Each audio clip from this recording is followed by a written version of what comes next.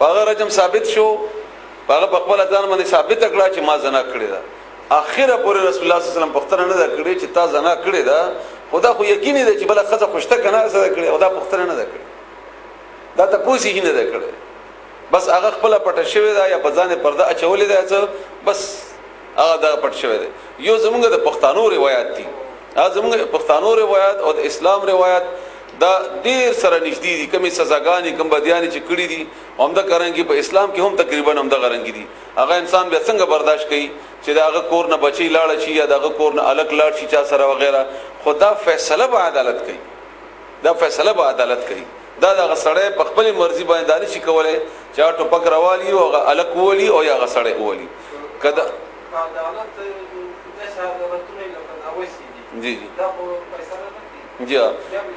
او نو دغه مشکل ده کنه د لپاره به د کومه سزا چې د کوم ته ملاويږي چې زمونږ هغه د زړه په مرزي باندې سزا نه ملاويږي. خدا مونږ ته تکلیف ته کنه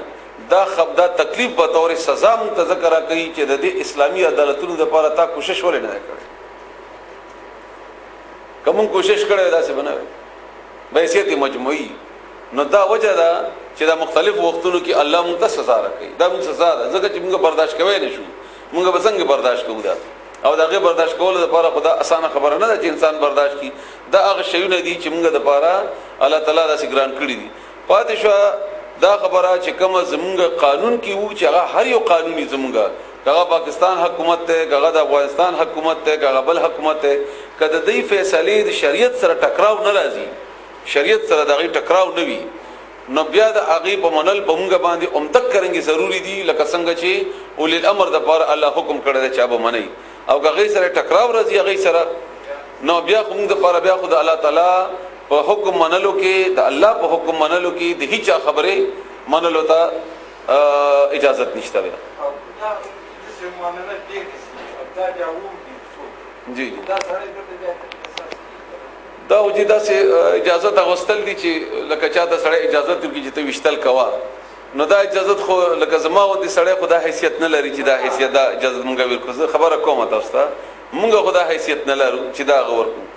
خو کچیر یو سړی دا کار وکړو چې هغه وشتل هغه خلک وشتل، نو د قانون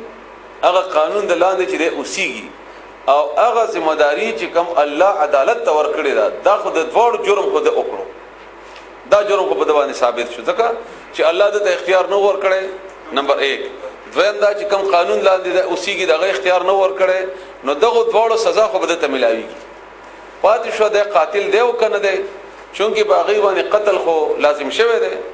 کچېری هغه واقعي په دې باندې پوي شي وي یا گواہی په پېښې وي وغیرہ وغیرہ، نو دا معاملات د الله د بیا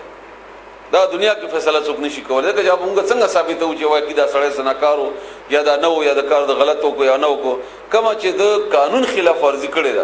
دا هغه قانون خلاف ورزي خدای ملامت ده، ځکه چې قانون خلاف ورزي کو کړي دا. پاتې شو آیا دا قاتل دی او کنه دی، دې باره کې هیڅ دا سی واضح او قطعي فیصله په دې بنیاد نه کړي چې بل سړي د پاره عمده خبره دلیل دې جوړیږي چې به ور سره ټپک راخلي او دې نقصان بچوي. نقصان دا نه دی چې زمونږ یو بچی لاړه او یا زمونږ بچی لاړو او هغه ته سزا ولې ملاو شو د قتل، دا نه دی نقصان. دې باندې سوچ مکوئ. نقصان دا دی چې تا ته خدا واقعا رښتیا شوی و خو ما سبا اسی چا سره نه لګي او هغه باندې ځخامه قد شی ورو تړم نو ما ته ویلار کولا وشي. دا اوس پوه شوي په پابندي په دې ضروری ده. ضروری نه ده چې هر سړی تاغونته نیکس برګ دی او هغه دا بهانه نه جوړي. او موږ په پښتنو په قبایلو کې دا مصیبتونه ډیر دي، د بل مړ کولو د پاره د خپل لور نه سر هغه کو بس بل باندې نه دا پسې وتاړه هغه بیا وتاړه چې ټیک دی دادا شو نو دی وجنه الله اجازه نه ورکړي. هغه بیا تدارک نشي کېدلی، هغه تدارک او دا د الله په احکاماتو کې ډیر زیات حکمت وی، ډیر زیات حکمت وی. مونږ یو طرف وګورو خو الله تعالی خو زمونږ هر طرف نه خبر دی، زمونږ معاشره نه خبر دی، زمونږ حالاتو نه خبر دی، زمونږ مزاج نه خبر دی. او دا ټول شیونو کې به امن او دا ټول شیونو کې به مونږ زړونو ته اطمینان الله راځي چې کله د الله تعالی د مرزي مطابق د اسلامي نظام نافذ شي. الله به دا راځي، نه به زناکار خلاصيږي، نه به زناکار، نه به حالات پیخيږي. اوس به سورته نور واوري چې دا احکامات مونږ کله اومنو د الله تعالی داسې حالات اډو پیخيږي نه چې داسې وشي، دا پیخيږي سره نه. ولی یو الک جنې سره لاړه جنې ولې لاړه ځکه چې هغه ته د پردې کې هغه احکامات چې الله ورکړي دي هغه پابندي نه ده کړې لکه موږ کورونو کې تر زمان موږ سره یو ځای کې ناشتي ول دا چې شریعت کې ناجایز ده نورونو سره خو جنکای نه تختی او کدا ډیر خپل نو کسن بوي یا به ترز وي یا به ترور وي به ماماز وي یا به بل ځای وي ولی او هغه سره تعلق جوړو کنه لاره جوړو حالات برابرو نو دغه حالات چا برابر کړی دا ولی الله تعالی چې کومه پابندیان خو دی هغه پابندیان ولی نه منلې دا دغه سزا دا زړه سوځي دا دغه سزا ده چې موږ الله خبر اول اونمنو او اخر یو سره ده هغه په بالټي کې یا په ګلاس کې وبا اچي ټیک ده یو پیاله واچولا بل پیاله واچولا بل پیاله واچولا بل پیاله واچولا ګلاس ډک شو اخره سره راغی د بګي یو لس کتري واچولې نو چې دا لس کتري واچولې دا به تویږي کنه به تویږي نو اوس به ملامتې ټوله دنیا دا الک دا سره چې دا اخري اچولې حالان کې ملامت پکې دا نور دي چې د ګلاس ډک کړي ګلاس ډک کړي نو که الته لاندې نه د دې تدارک شي دا حالت نه بخي دا حالت نه بخي او چرته چې چا کړي ده سختی کړي ده بده کې داغي کور کې بخي شوی نه دي الحمدلله الله تعالی دې متاسف ټول دې نه بچ کی داسې حالاتونه دویمه درېمه خبره ده چې رسول الله صلی الله علیه وسلم په وخت کې باقاعده معیس شو او غامیدیه شو دا ډول اقرار کړو د اقرار په بنیاد باندې رسول الله صلی الله علیه وسلم سزا ورکړي ده د رسول الله صلی الله علیه وسلم په ژوندۍ هی کې شوی ده درجم او دې د بکنده وېستل شو باغې کې خخ کړل شو او بیا برنه وېستل کړل شو خدا دواړه د گواهی په بنیاد باندې دي شوی بلکې د خپل اقرار په بنیاد باندې شوی دي او د دې اقرار نه شرم رسول الله صلی الله علیه وسلم دا پختنه نه کړی چې تاسو نه وکړه نو دا کومه خزه کومه ده دا د دې دلیل دی چې ته ټونه لګای ته ورپسې کېږي نه ته به هغه تلاش نه کوي دا دې دلیل دی تلاش نه کوي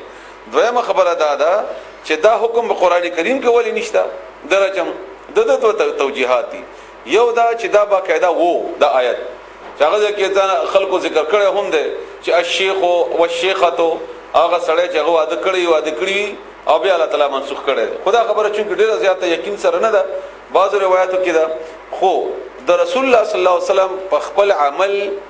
چې یو کار باندې شوی وي بس دا موږ د لپاره دلیل ځکه چې امدغه الله وایي چې اطیع الله و اطیع الرسول او بیا رسول الله صلی الله علیه وسلم یو ورنه بار کړی او بیا رسول الله صلی الله علیه وسلم په حدیثو کې ویلي شي او بیا عمر رضی الله تعالی عنہ یو واری په محراب باندې ودرېد او تقریر او خطبه وکړه بخاری شریف کې ده او بیا ویلي چې ما تخکاری ده چې خلک به وایي چې قران کې د رجم سزا نشته او خلک به دا سزا نه ورکوي یاد ساتي چې رجم سزا دا شته ده او دا به تاسو ورکوي او په دې باندې الله ابوبکر صدیق او زه او مانه بعد چې کوم مسلمانان دي په دې باندې بقایي الله دې داسې معاشره جوړه کړي چې داسې معاشره جوړه شي عموما دا سزاګانې به عملی طور باندې نافذ کیږي نه عملی طور باندې دا تقریبا یا بدوی نافذ شي بس به ختم شي خبره ولی به ختم شي بیا څوک جرأت نشي کولای بیا جرأت نشي کولای څوک او دا نافذ نه دي نو دیو جن خلق تنا مخکنه غبراو دي خلق مخکنه غبراو دي تنا صحیح ده دومره بس خبره ډیره وته تاسو لپاره ولا تاخذكم او ادین نسی تاسو دې اون نسی بهما په دې دواړو باندې رأفت رحم مهرباني یعنی مهرباني دې تاسو دې ته مجبور نه کی چې د الله د سزا او د قانون دا نافذ نه کړي ځکه چې په دې کې تکلیف ته درد ده جړا ده فریاد ده مور ده پلار ده هغه مینه ده وغیرہ وغیرہ خدای د الله قانون ده او د الله قانون دا د مور او د پلار په مقابله کې ډیر زیات مهربان رب ده او دا معاشره اسلامی معاشره ده اسلام به الله تعالی به حیثیت معاشري ژوندې ساتي کده د پاره د افراد قرباني ورکول او غواړي نو اسلامي ورکي خو یعنی مثلا زمونږ دا اوس یو د اسلامی معاشره ده مثلا یو دا ټوله معاشره خرابيږي یو په دې کې یو سړی ته یا دوه کسانو ته سزا ملایويږي نو الله تعالی فیصله د ټوله معاشره د خرابېدلو نه دي بلکې که یو سړی دوه ته سزا ملاوي شي او هغه سزا باعث وګرځي د اسلامی معاشره د قیام او د ودریدو نو هغه قرباني هغه اسانه خبره ده او تکلیف هغه ته نشته چاته چې سزا ملاو شي تکلیف هغه ته نشته ځکه چې هغه د بارا ورستو لار صفا شو الله به هغه معاف کی هغه به د سزا په بنیاد باندې او د سزا خورلو په بنیاد باندې چې هغه د کومه سزا هغه ختم شوله الله به ته اجر نه ورکړي الله تعالی به ته